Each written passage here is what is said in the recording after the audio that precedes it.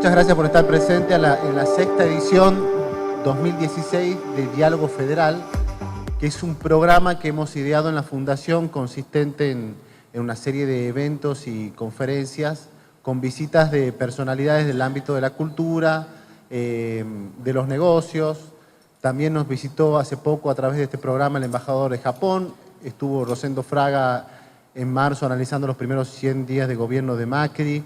El mismo mes estuvo un profesor de la Universidad de Hamburgo. Nos visitó hace poco también en junio José Luis Espert para analizar el segundo semestre, el tan esperado segundo semestre en materia económica del gobierno. Y bueno, este ciclo va a continuar todo el año. En septiembre tenemos un espacio para discutir la administración de justicia con Daniel Sapsay. Y después tenemos nuestros foros y jornadas que anualmente realiza la Fundación. En abril tuvimos la tercera edición del Foro Económico del NOA, ese evento orientado a lo socioeconómico empresarial. Ahora el 18 de agosto nos va a visitar el presidente del Banco Santander Río, Enrique Cristofani. Vamos a armar también un foro empresarial. Tenemos la cuarta edición ya de la Jornada Cultura y Libertad, que va a estar Juan José Sebrelli y otros intelectuales. Así que ya todo el año la Fundación va generando a través de su programa de eventos espacios de diálogo y discusión, sobre todo en este año del Bicentenario. Además, la Fundación tiene sus programas de formación, escuela, que dirige Manuel Guisone, y donde está Monchi Poliche y otros chicos más. También el programa de políticas públicas, que la dirige el economista Gustavo Balber, y nuestro programa de eventos, que el director es Nahuel Ríos, ¿no? Que es un staff muy dinámico de la Fundación, la mayoría jóvenes, y que hacen este enorme esfuerzo de hacer un aporte al debate político, elevar el nivel del debate. Bueno, estoy aquí, para nosotros es un honor porque es la primera vez que nos visita. La Fundación va a cumplir 4 años a fin de año, y es la primera vez que nos visita Vicente Massot, que, bueno, todos lo conocen porque es empresario, periodista, es dueño y director del diario Nueva Provincia, de uno de los diarios más antiguos del país, uno de los primeros diarios del país que aún sigue en vigencia y que hace poco cambió el nombre a La Nueva. Además, tiene una carrera académica hecha porque es licenciado en Ciencias Políticas y además tiene el doctorado en Ciencias Políticas y es profesor de la Universidad Católica Argentina, y es un articulista y analista de la realidad actual, que sin definirse como historiador, porque él es muy cuidadoso de los títulos profesionales, no se define como historiador, pero sin embargo va a presentar un libro que se llama Los Dilemas de la Independencia, justamente en el marco del Bicentenario, y que está disponible en venta en el stand, también es importante recordar. Paso a Vicente, que, bueno, preguntarle lo bastante obvio, ¿cómo se te ocurrió escribir un libro así, que al parecer, por la cantidad de citas que tiene y por el enfoque que le estás dando, pareciera ser de una persona muy interesada en los temas de historia? Y a mí me gustaría saber qué es lo que te motivó a escribir esto. Efectivamente, yo no soy un historiador. Lo que he hecho en algunas oportunidades es escribir ensayos históricos. Y en realidad, Los Dilemas de la Independencia viene a completar, si se me permite la expresión, un conjunto, son un par de libros. El primero escrito en el año 2010, en consonancia con el Bicentenario de la Revolución de Mayo, que titulé Revolución, mayo de 1810, y me pareció oportuno, en función de mi interés desde muy chico por la historia, extender de alguna manera ese ensayo y completarlo con uno sobre la independencia de 1810, declarada aquí en Tucumán. Vos decís en este libro que los congresales entonces se reunieron con la idea clara de la revolución implicaba necesariamente la construcción de unos nuevos estados, ¿no? ¿Cuáles son los dilemas que tenían los congresales entonces? ¿Cuáles son los conflictos que los aquejaban, ¿no? El título del ensayo, Los Dilemas de la Independencia, lo elegí porque creo que en un proceso tan extenso, errático, como fue el así llamado proceso de la independencia, se cruzaron en el camino de las élites rioplatenses una serie de dilemas. En realidad hay que considerar que los Pueyrredón, Belgrano, San Martín, Artigas, Güemes y tantos otros nunca terminaron bien de ponerse de acuerdo respecto de lo que querían. Yo creo que una de las principales diferencias que existe entre lo que se genera en el Río de la Plata y en las Provincias Unidas y lo que pasó en las colonias norteamericanas es que más allá de las disidencias que existieron entre los colonos de Norteamérica respecto de lo de acá, allí nunca las disidencias llegaron a los topes que sí se dieron en el exvirreinato.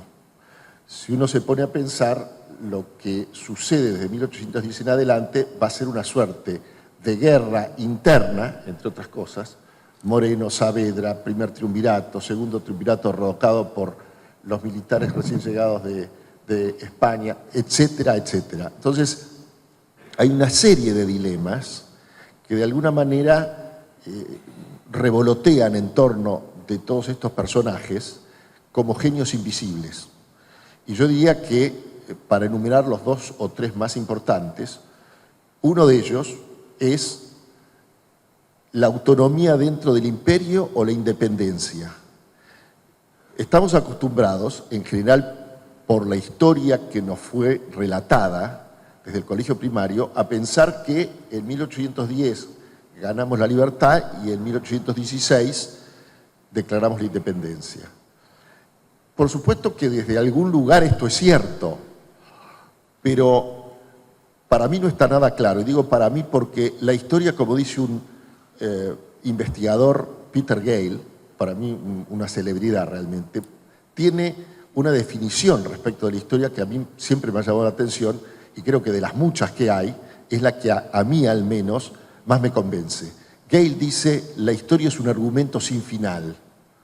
La historia tiene unos hechos, se basa trabaja con hechos, en principio objetivos.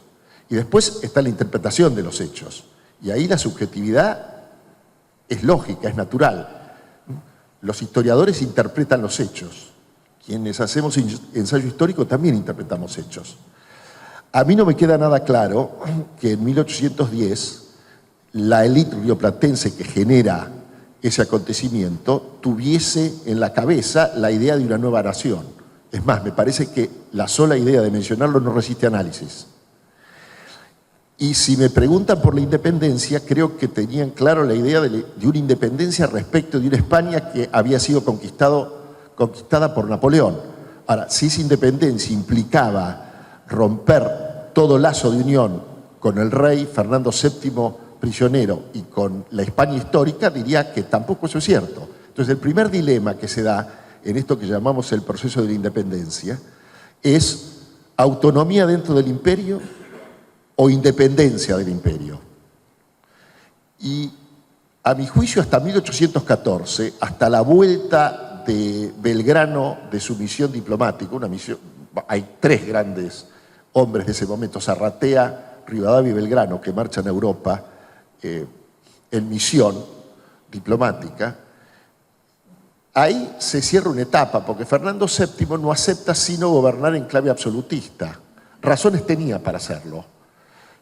Lo que llevaban los hombres del Río de la Plata era la intención de ver qué posibilidades existían. Estoy resumiendo un proceso mucho más complicado, pero esencialmente pretendían ver si Fernando VII aceptaba gobernar en clave constitucional. Si había una forma de limar asperezas, de alguna manera dar por superado lo que ha sido los conflictos en estos territorios a partir de 1810 y que hubiese un rey constitucional.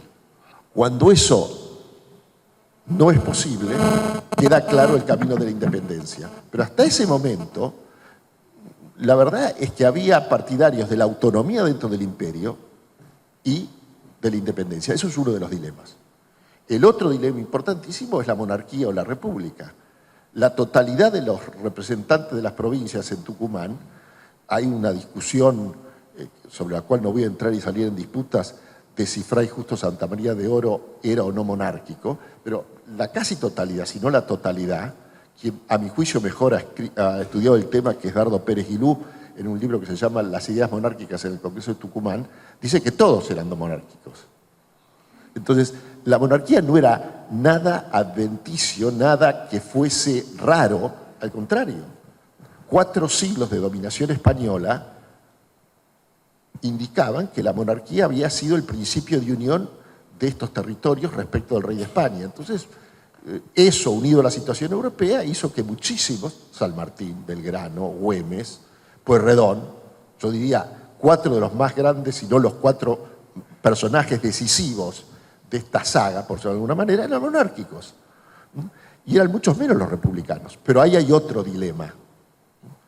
El otro dilema, no cerrado, hasta yo diría 1880, y si me apuran diría que todavía hoy no está cerrado, es el del centralismo o el federalismo. La idea de cómo gobernar.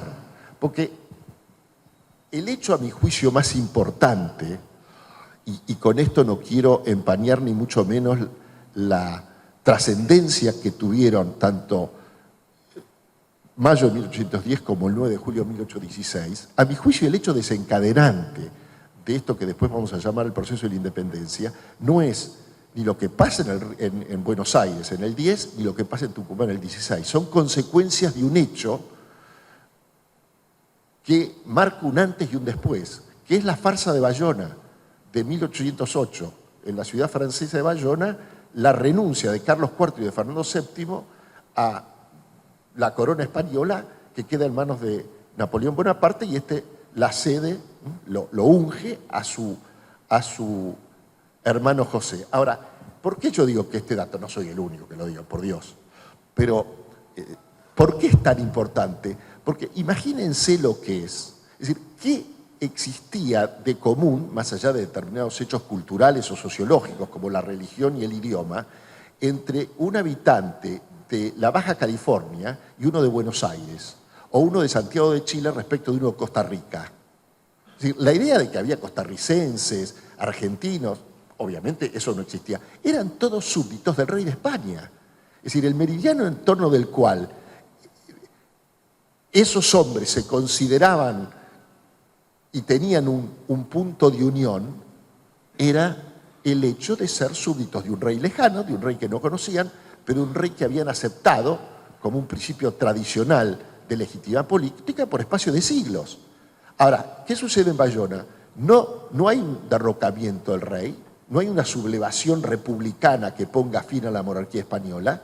Lo que existe es un hecho nuevo, de carácter extraordinario, es decir, fuera de lo normal, que deja estupefacto a las Españas, a la España europea y a la España americana.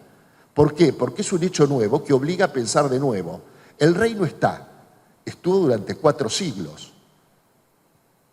¿Cuál es el nuevo sujeto de soberanía?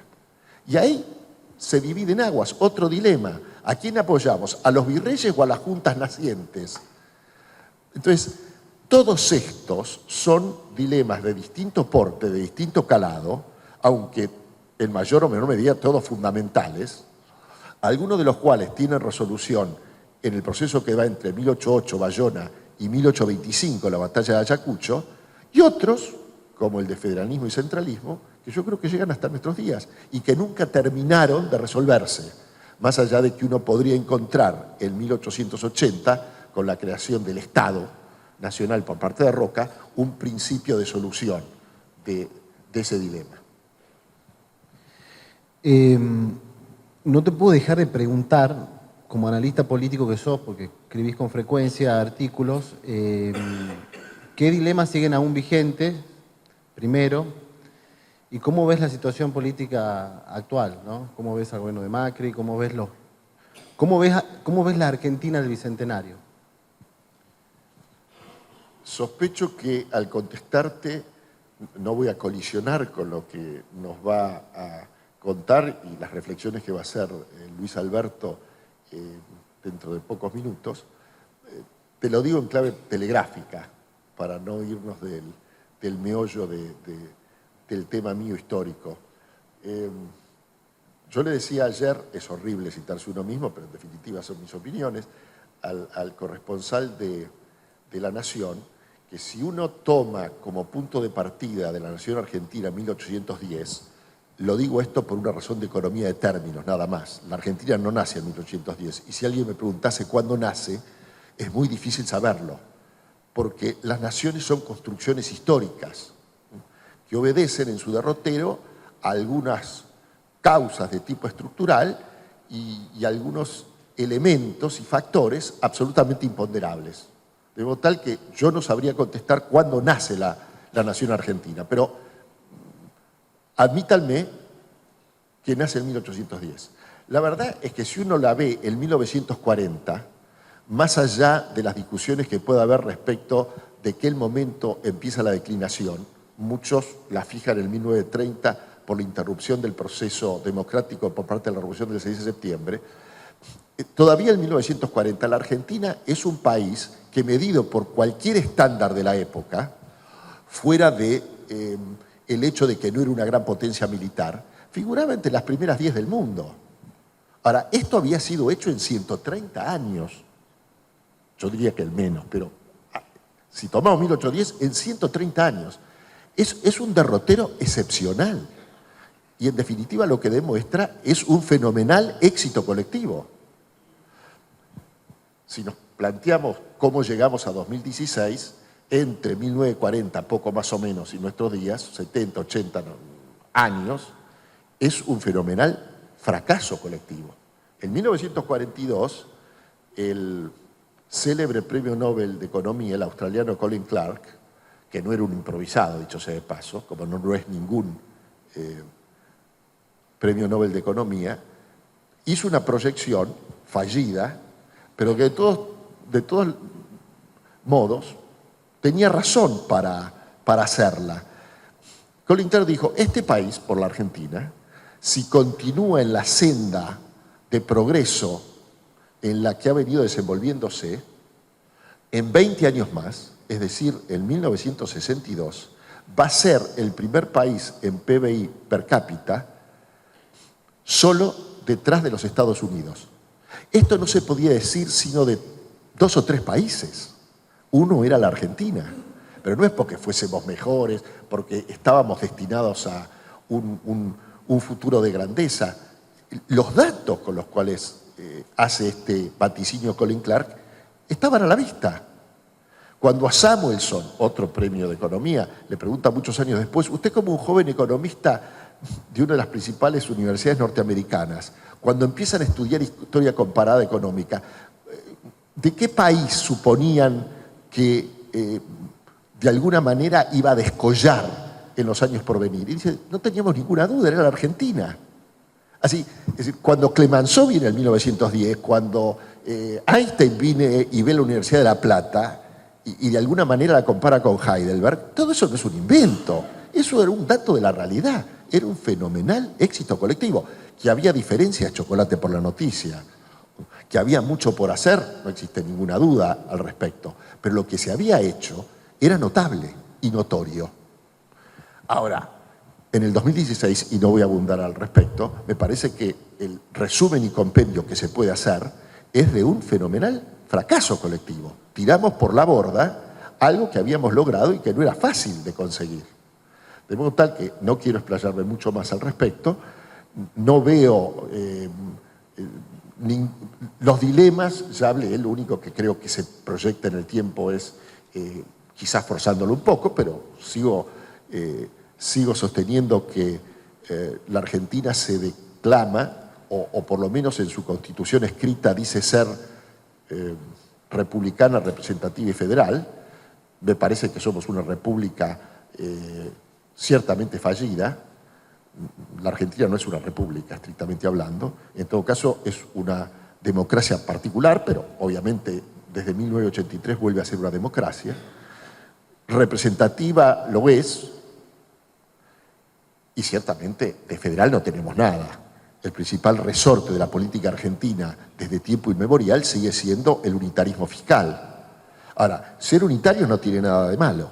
Chile es un país unitario que ha logrado resolver este problema desde hace, yo diría, desde la Constitución de Portales a la fecha, con más o con menos altibajos. Y Brasil es un país federal. Nosotros nos declamamos una cosa y somos otra. Desde ese lugar me parece que es el único dilema nacido entonces que de alguna forma sigue vigente. Bueno, vamos a abrir un espacio para preguntas y mientras piensan y se animan a preguntar, yo tengo una pregunta para hacerte que no tiene que ver tanto con el libro, tampoco tiene que ver con, bueno, sí tiene que ver con la realidad, pero no con la realidad política, que es,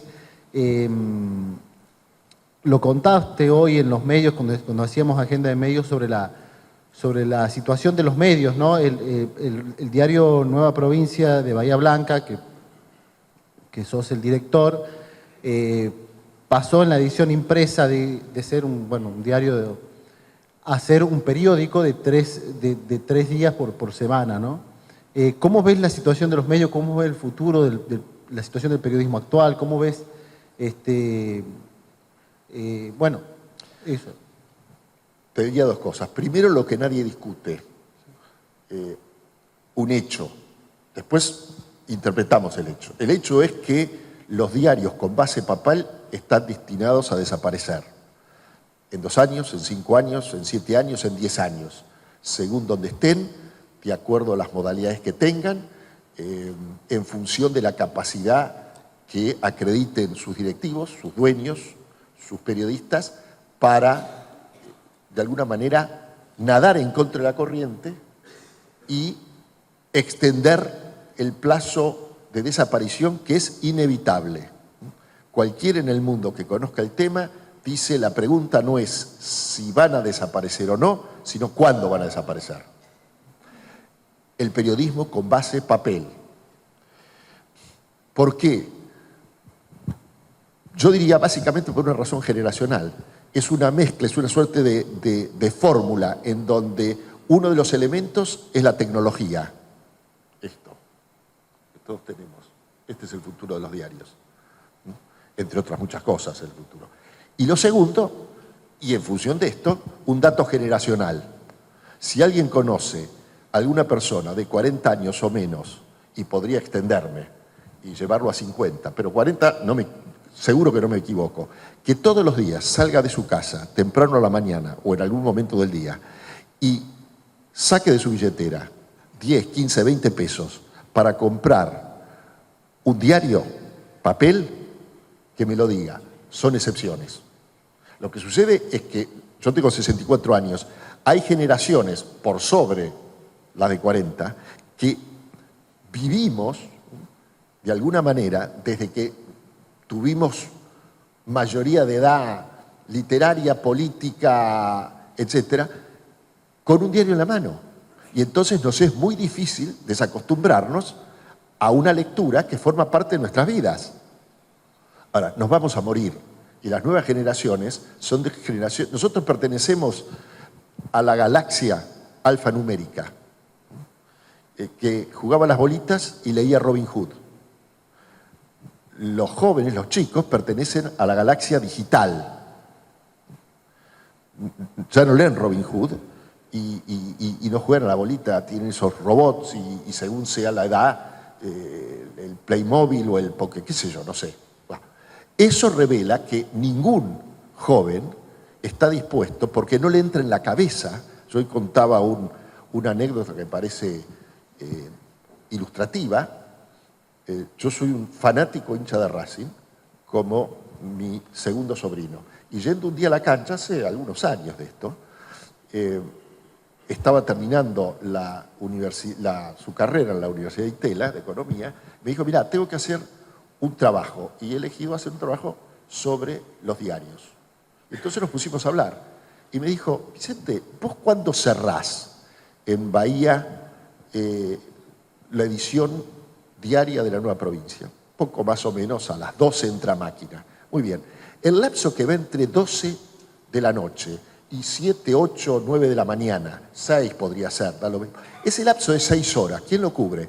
Vos me estás pidiendo que yo compre un producto que cuando lo empiezo a leer es viejos en al menos 6 horas. Mi generación no te lo va a comprar nunca. Me estaba diciendo una verdad de a puño. Esa es la razón por la cual, básicamente, el diario con base de papel va a desaparecer. Y no es un drama. Y ahora empiezan las interpretaciones. Al margen, en paralelo, todos los que somos dueños de diarios, que tenemos 10 de más, hemos forjado, salvo honrosísimas excepciones, un diario en la web, un diario online, que en general tienen, en comparación con los diarios de papel, un éxito rutilante en términos de lo que se llamaba readership. Los que leían el diario, los que entran a la pantalla. Pero con una particular coincidencia que todos los que estamos en el métier sabemos. No hay ningún ejemplo en el mundo, quizás la excepción que marque la regla exista, pero en todo caso es la excepción. Ninguna experiencia de diario online ha sido capaz de monetizarse, es decir, todavía no hay forma de sufragar los gastos o los costos que supone poner en red un diario. Con otra particularidad muy nueva, y discúlpenme si suena esto una cosa un tanto abstrusa, pero es bastante sencillo. Cualquiera que ha entrado a un diario online ve los avisos, que son bastante molestos, pero no hay demasiados avisos. En definitiva, uno supondría que el día que no existen los diarios de papel, todos esos avisos van a ir al diario online. No es cierto. Los avisos en su mayoría pasan por arriba de los diarios online y van ¿a dónde? A las redes sociales, que tienen millones de lectores, por llamarle de alguna manera. Ahora, hay algo nuevo. La tecnología marcha a una velocidad que muchas veces nos sobrepasa, que es lo último que ha aparecido, lo que se llaman ad blockers. Bloqueo la publicidad. Es molesta la publicidad muchas veces en pantalla.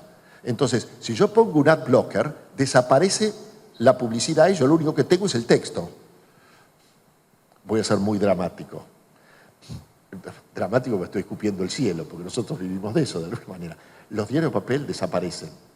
Y la única forma, hasta aquí, de sufragar en parte el costo de un diario online, también va a desaparecer. Porque los adblockers, que ya en los Estados Unidos son el 20% de los que leen diarios online, en 2 o 3 años más van a ser el 100%, con los cuales las agencias de publicidad van a decir, ¿para qué voy a ponerle publicidad en la pantalla si el bloqueo es instantáneo? Eso es, a grosso modo, un panorama de lo que se viene. Eso no quita que no vaya a haber diarios. Hay, y discúlpeme, termino con esto, me había olvidado, ¿cuál es la alternativa que existe para los diarios online? Un paso que nadie, por ahora, se ha animado a dar, salvo, una vez más, excepciones que no es que no cuenten, que la mayor parte han sido fallidas, algunas han tenido éxito, pero es una porción insignificante en el mundo. Cobrar por entrar a la página. En la Argentina nadie se anima a hacerlo todavía. Entre otras cosas, porque en la medida en que yo le cobre a alguien por entrar, si tiene 4 o 5 plataformas, o 10 o 15, que le pueda dar lo mismo sin cobrar, es más viejo que el mundo. Eso no funciona. De modo tal que está por verse. Es realmente la dimensión desconocida, pero yo diría que pronto, en 1 o 2 años, vamos a tener mucho más claro este panorama. ¿Preguntas allá atrás? A esto de los dilemas de la independencia. Sí. Cuando Estados Unidos se libera de Inglaterra, o declara su independencia ya por 1777, lo hace básicamente por razones económicas. Se libera de pagar impuestos altísimos para mantener el reino. Acá, en las colonias españolas, sucedía exactamente lo mismo. Quizás él, en 1810, fue el primer grito de decir, bueno, España está sin rey, podemos hacer algo, pero seguía estando en manos de españoles todo esto. Y no he sentido que ningún historiador hable de la Constitución de Cádiz de 1812, que es la que le quita una serie de funciones al rey Fernando VII, con lo cual quedaban los señores españoles un poco más liberados de aquel reino absolutista. Esta Constitución tuvo un error, que fue la de declarar los dos tipos de españoles que había, el peninsular y el insular. Entonces los que estaban de acá eran insulares y estaban en segundo término. No puede haber sido eso lo que también empezó a desatar en estos patriotas, en principio españoles, la idea de la independencia, porque esa Constitución dura muy poco. Cuando Fernando VII se hace cargo, en el 14 la deroga, y hemos tenido, usted lo nombró, a Zarratea, a Belgrano y a alguien más que estuvieron después de esa fecha, y en 1816 estuvieron, sobre todo Belgrano, hablando del tema, fuera con España. Ahora, ¿por qué no hay mención de ese tema, por ejemplo, en los historiadores que hablan de esto? Mire, le contesto en clave telegráfica. Creo que respecto de la Constitución de Cádiz se ha hablado mucho y se ha escrito mucho. Y en los últimos años, en consonancia con los 200 años de esa Constitución, es, yo diría, impresionante y muchas cosas invalorables las que se han escrito. De modo tal que ha hecho correr ríos de tinta la Constitución de Cádiz. Breve. Yo soy de los que creo que la revolución, el proceso de independencia de los Estados Unidos tuvo poco que ver con causas económicas. Es una interpretación. Y tuvo mucho más que ver, y en eso creo que se puede hacer un paralelo, con, y es lo que le contesta George Washington al comisionado Mackenzie, cuando Mackenzie le dice, de alguna manera lo felicita por el proceso de la independencia. No son estas las palabras. Y Washington le dice algo que yo creo que se podría haber aplicado acá. Le dice, mire, nadie pensó en un primer momento en la independencia. Nosotros nos rebelamos en contra de los malos ministros, pero la subordinación y el deseo de permanecer bajo el dominio de Jorge III era prácticamente unánime.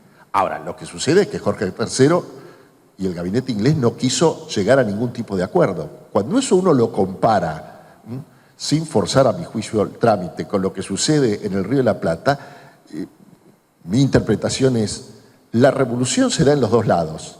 La guerra que sigue es una guerra civil. No hay patriotas contra españoles. Hay juntistas contra absolutistas, a mi juicio.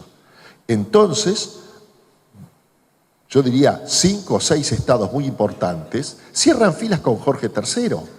De la misma manera que gran parte del Alto Perú lo hace en favor de Fernando VII. El Perú otro tanto. Las cosas, no, me parece, hay que evitar las explicaciones lineales. Y se me ocurre que en ese orden de cosas, si bien es cierto que el proceso termina claramente siendo independentista, no nace siendo independentista. Uno de los elementos, a mi juicio, que siempre hay que tener en cuenta, y lo encontré el otro día, yo lo hubiese puesto como epígrafe al lado del que cito de Julio Irasusta, mi maestro en historia. Lo encontré en la última biografía escrita sobre Henry Kissinger, un gran historiador inglés, Niall Ferguson. Ha escrito 2 tomos sobre Kissinger extraordinarios. Y en un momento, no me acuerdo en el primero de los tomos, cito una frase del estadista norteamericano, porque es un estadista, obviamente, Kissinger, que creo que viene anillo al dedo a lo que es, a mi juicio, el proceso reseñado en este libro. no lo reseño cronológicamente, ni mucho menos, esta es una interpretación y nada más. Dice Kissinger, solo la posteridad transforma al curso de los hechos históricos en inevitable. Nosotros tenemos la idea de que en el vientre de la Revolución de Mayo latía la idea del Estado-Nación o de la República Argentina. Y la verdad es que no latía nada eso.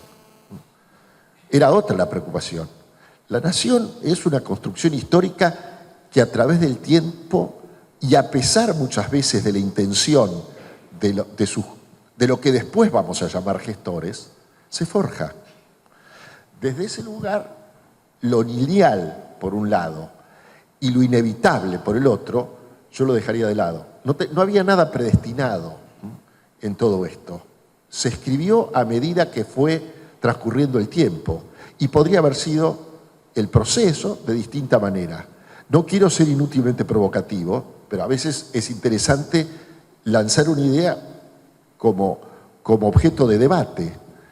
Y es lo siguiente, yo creo que no hay 9 de julio de 1810, ni 25 de 1816, ni 25 de mayo de 1810, si no hay la farsa de Bayona. No había ninguna razón. Si Fernando VII hubiese seguido, lo cual no significa, debo aclarar, que hoy siguiésemos siendo o hubiésemos seguido siendo súbditos del rey de España. Digo que el proceso podría haber sido mucho más largo porque no existían razones objetivas por las cuales fuesen a estallar distintas revoluciones, como de hecho sucedió en 1810, cuando llegaron a la España americana las noticias de que España había caído. Y eso es lo que suscita el proceso, que andando el tiempo va a ser la independencia. Mencionaba que había comenzado el proceso de independencia en realidad con el tema de la farsa de Bayona. Entre 1808, que fue la farsa de Bayona, y mediados de 1809, en esta tierra nosotros teníamos un rey francés y un virrey francés, que era Santiago de Liniers. Una duda que tengo, una pregunta de ignorancia, es si ese virrey francés que fue derrocado por Cisneros después, o mejor dicho, ¿fue alguna vez confirmado por José Bonaparte o no? No le escuché, ¿fue?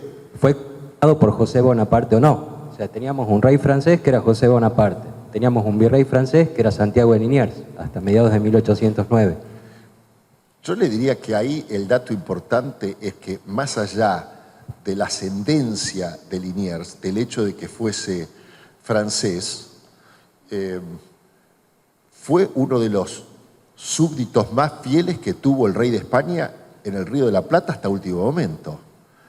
Y en definitiva, Liniers no es derrocado. Lo que sucede es que llega Cisneros. Y ahí, entre Cisneros y Liniers, desgraciadamente no conocemos, es decir, se ha perdido. Liniers es el primero que le advierte a Cisneros respecto de la revolución que está en marcha. El dato, a mi juicio, fundamental en eso, y creo que, más allá de que no era un historiador, que ha sido muy discutido, Hugo Guast, en un libro que se llama Año 10, me parece que pone el énfasis en algo que, por ser políticamente incorrecto, mucha gente no es que ignore, pero ha dejado de lado. Cisneros es separado en mayo de 1810, básicamente porque no tiene fuerza militar que le responda. 1810 es básicamente vuelvo a repetir, es una interpretación. Yo creo que el pueblo no aparece en 1810 y lo que aparece básicamente como elemento decisivo son las fuerzas militares, son los patricios. El que advierte esto, Cisneros o no le cree o lo desmerece, es Liniers desde Córdoba. Pero Liniers, más allá de su ascendencia francesa, insisto, hasta último momento, sus antecedentes eran eso, eran muy contra la Revolución Francesa, era un reaccionario. Liniers, reaccionario no en el sentido peyorativo, reaccionario en términos ideológicos. Y hasta último momento se va a batir por el rey, pensando que lo que había sucedido en Buenos Aires es una revolución a la cual él debía oponerse. Última pregunta ahí. Pregunta. Hola. Buenas tardes, soy Horacio y agradezco la visita del gentil disertante. Lo considero como una enciclopedia en historia en nuestro país. Pero estamos en el bicentenario, en el año 2016. Queremos, y voy a aprovechar para que hablemos de la actualidad. Y por eso yo le pregunto al disertante, porque he leído en el diario matutino y eso me motivó a que yo esté acá. Y se refirió a que la sociedad argentina se encuentra en decadencia. Quisiera que me lo explique mejor. Luis, ¿querés hacer para después contestarlo? Luis, ¿querés hacer tu pregunta así contestas las dos en una y podamos ahorrar tiempo?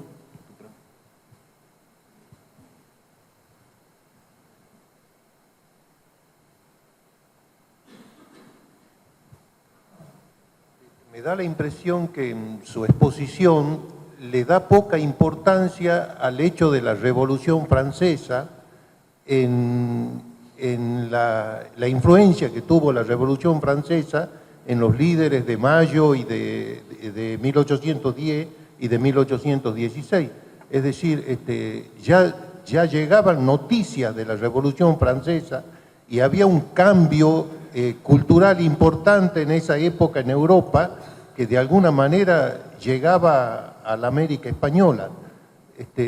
La pregunta es si es que no tuvo tanta influencia como nos enseñaron en la historia del secundario, la Revolución Francesa, en los hechos de mayo y de julio de la Argentina. Es un tema muy debatido, pero mi interpretación es que la Revolución Francesa, la importancia que tuvo la Revolución Francesa sobre los hechos de mayo, y mucho más sobre los de julio, es mínima. Eso no significa que las ideas echadas a correr a partir de la Revolución Francesa no hubiesen llegado al Río de la Plata, no hubiesen sido leídas por muchos de los principales hombres de mayo y después de julio, pero una cosa es leer a Rousseau, al enciclopedismo, suponer que, porque hay que hacer una diferencia, la Revolución Francesa, la recepción que tiene en el Río de la Plata termina siendo negativa, porque termina en los horrores del jacobinismo. Ahora, ideas, por supuesto, es una cosa, pero si usted me pregunta quién tuvo más influencia en términos de ideas, debate, ¿no?, en la historiografía. Yo creo que es mucho más Suárez, por poner Vitoria, el pactismo español que el enciclopedismo y la Revolución Francesa.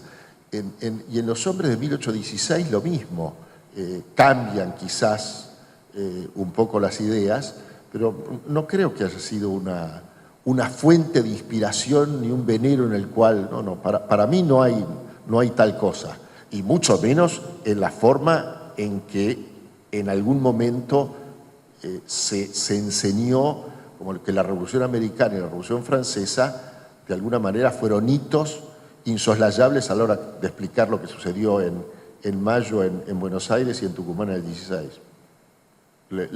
Les quitaría importancia. Lo otro, el tema de la decadencia es un tema que se las trae, es un tema largo, pero de todas maneras, en 1940 la Argentina era una de las 10 principales naciones del mundo, insisto, por cualquier indicador de importancia fuera del hecho de que no éramos una potencia militar. ¿Dónde estamos hoy? El proceso de decadencia ha sido fenomenal, desde cualquier punto de vista que se lo mire. Y eso, cuando uno dice la decadencia de un país, la decadencia en realidad es la decadencia de una sociedad. Nosotros somos de alguna manera, o distintas generaciones son las responsables de eso. Yo creo que una nación es grande, trasciende, más allá de los indicadores sociales, económicos, que por supuesto importan, en la medida en que sea capaz de recepcionar, de asumir y de resolver exitosamente los desafíos que se cruzan en su camino. Si llamamos a Argentina a un país que nace en 1810, la verdad es que la generación de la independencia logra un éxito formidable y al mismo tiempo no es que incurra en un error, termina en un fracaso visto desde otro lugar. El éxito formidable es que en 1816, cuando se declara la independencia, no había un solo foco revolucionario en la América Española. Había sido toda la América Española reconquistada por las armas de Fernando VII. En soledad de aliados, sin un solo aliado en el mundo, de aquí se gesta lo que después va a ser el proceso exitoso de independencia político-militar. Ahora, lo que sucede en el Río de la Plata, a diferencia de otros lugares en ese momento, es que logramos la independencia, que termina el proceso de 1825, pero no podemos poner a cubierto de la anarquía eso que llamamos la nueva nación. La parte buena y la parte mala. Pero el desafío era la independencia. Se logra en soledad de aliados. Uno. ¿Cuál es el desafío del 80? Fíjense lo que hace la generación del 80, una cosa extraordinaria. No todos pensaban lo mismo. No pensaban lo mismo Mitre que Sarmiento, que Alberdi, que el Partido Católico, etc. Se ponen de acuerdo respecto de 4 o 5 grandes cuestiones de Estado y las llevan adelante, a pesar de sus disidencias. El desafío era la alfabetización, era lo que llamamos el progreso en términos económicos, la inserción de la Argentina en el mundo. Vaya si tuvieron éxito. Y así sucesivamente, la Argentina es el primer país que logra salir de la gran crisis capitalista del 29, más rápido y con más éxito que los Estados Unidos. Ahora, fijémonos los desafíos del 40 a esta parte. Ninguno de todos los desafíos pudimos resolverlos con éxito.